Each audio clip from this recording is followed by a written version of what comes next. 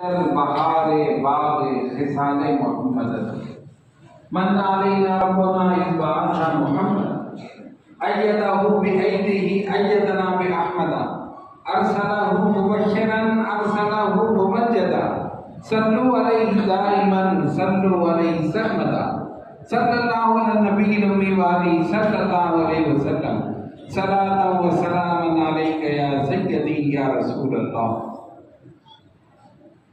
جیسا کہ آپ کے علم میں ہے کہ یہ مبارک اور مقدس محفل سلسلہ اشرفیہ کی ایک عظیم علمی اور روحانی شخصیت قطب ربانی حضرت ابو مخدوم شاہ سید محمد طاہر اشرف الاشرفی الگیلانی نور اللہ مرقدہ کی بارگاہ میں ہدیہ عقیدت اور محبت پیش کرنے کے لیے منعقد ہو رہی ہے، اور اس کی وجہ یہ ہے کہ اس ماہ مبارک کی 11 تاریخ کو حضرت قطب ربانی کا عرس مبارک درگاہ عالیہ اشرفیہ اشرف آباد فردوس کالونی میں منعقد ہو رہا۔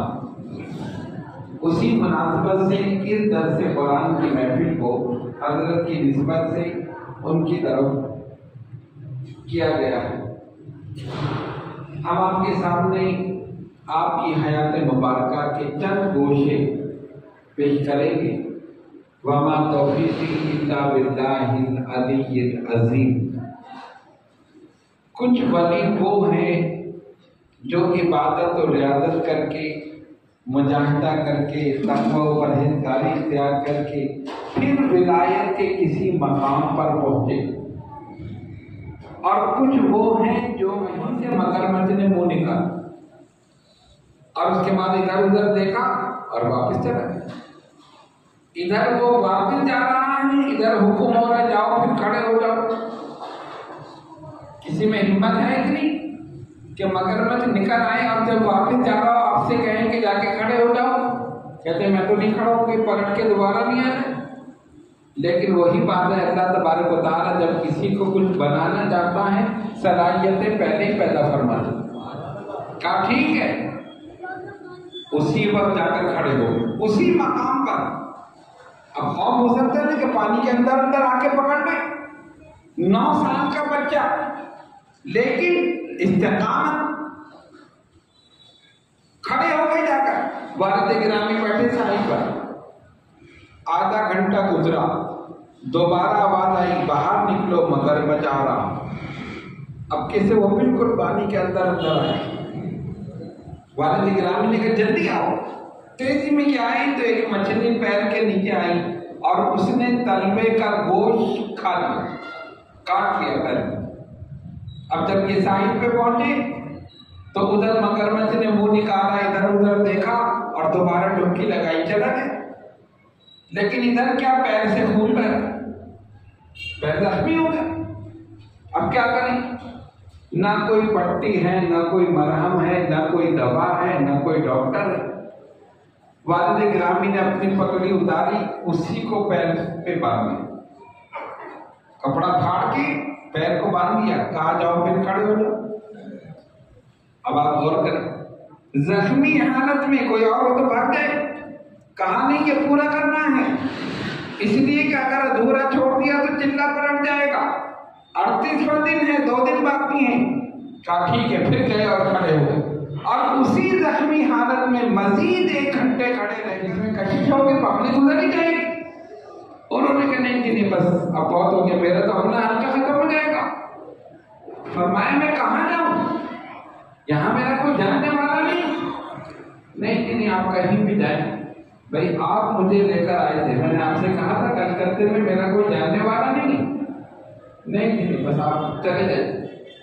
حضرت کو بڑا افسوس ہو کہ یہ مجھے اصرار کر کے لے کر آیا، اور اب یہ صورتحال ہے تو ان سے کہنے جاؤ۔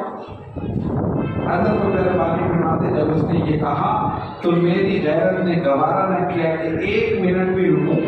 میں نے اپنا بیگ اٹھایا، بستر، اور اٹھا کے باہر چلے گئے۔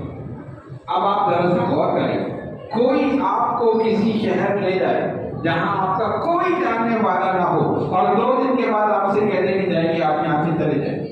تب کیا ہوگا؟ کوئی گھر نہیں، کوئی در نہیں، کوئی جانے والا نہیں، اننون مقام، کوئی شہر کو بھی نہیں جانتے، پہلی مرتبہ گئے، کوئی دوست، کوئی ساتھی، کوئی جاننے والا نہیں، باہر نکل آئے۔ فرماتے میں نے سوچا کہاں جاؤں، کس گھر میں جاؤں؟ پھر خیال آیا کہ چلو اللہ کا گھر تو ہے، وہیں چلے گئے۔ ایک مسجد تھی، اس میں چلے گئے۔ امام صاحب سے کہا میں مسافر ہوں، مجھے اجازت دیں کہ میں اپنا یہ بستر میں آپ کے کمرے میں رکھوں، میں 1 دن یا 2 دن ٹھہروں گا، اس کے بعد جو اللہ کی مرضی ہو۔ انہوں نے دیکھا کہ ٹھیک ہے، بستر۔ صبح ناشتہ بھی نہیں کیا، اس نے ایسی بے برابری دکھائی کہ ناشتے تک کو نہیں پوچھا کہ صبح جا رہے تو ناشتہ بھی کر کے جائے۔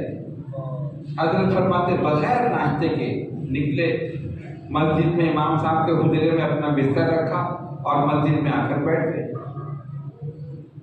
ظہر کی نماز ہو گئی، آپ نے نماز پڑھی پھر بیٹھ گئے، عصر کی نماز ہوئی، نماز پڑھی پھر بیٹھ گئے، پیاس لگی پانی پی لیا، نہ ناشتہ کیا نہ دوپہر کا کھانا کھایا، یہاں تک کہ عشاء ہو گئی۔ عشاء کی نماز ہوئی، نماز پڑھنے کے بعد فرمایا کہ میں سوچنے لگا کہ کس کو پکاروں، کہاں چلو اپنے آقا کو پکارو، وہی مدد فرمائی۔ دل پر ایک چوٹ بھی تھی، ایک صدمہ بھی تھا، اس کی بے وفائی کا غم بھی تھا، کئی چیزیں جمع ہو گئی اور بے اختیار زبان پر جاری ہوا، یا رسول اللہ انظر حالنا، یا حبیب اللہ اسمع قالنا، اننی فی بحر غم مغرق خذ یدی ساحل لنا اشکار۔ یا رسول اللہ مجھ پر نظر کرم فرمائیے، میں غم کے دریا میں ڈوب رہا ہوں، میرا ہاتھ پکڑیے اور مجھے اس دریا سے نکالیے۔ آنکھوں سے آنسو جاری ہیں اور یہی پڑھ رہے ہیں۔ سرکار کی شان تو نہیں ہے، جب وہ غیروں کی سنتے ہیں تو اپنی اولاد کی نہیں سنیں۔ انہوں نے وہیں سے نگاہ کرم فرما دی۔ اب دیکھو نگاہ کرم کیسی ہوئی۔ کلکتے میں ایک بہت بڑا جلسہ میلاد النبی کا ہونے والا تھا، ان لوگوں نے بڑا اہتمام کیا تھا، بڑی کرسیاں لگائی، بہت سجایا۔ جن عالم صاحب کو تقریر کرنی تھی وہ بیمار ہو گئے۔ جب جلسے والے پہنچے انہوں نے کہا کہ میری تو طبیعت خراب ہے، میں تو بول نہیں سکتا، کسی اور کو لے جائیں۔ بڑے پریشان، بھئی جلسہ تو ہم نے ٹھیک ٹھاک کیا ہے، بڑے پیسہ لگایا، بڑا سجایا، سب کچھ کیا، اور ہزاروں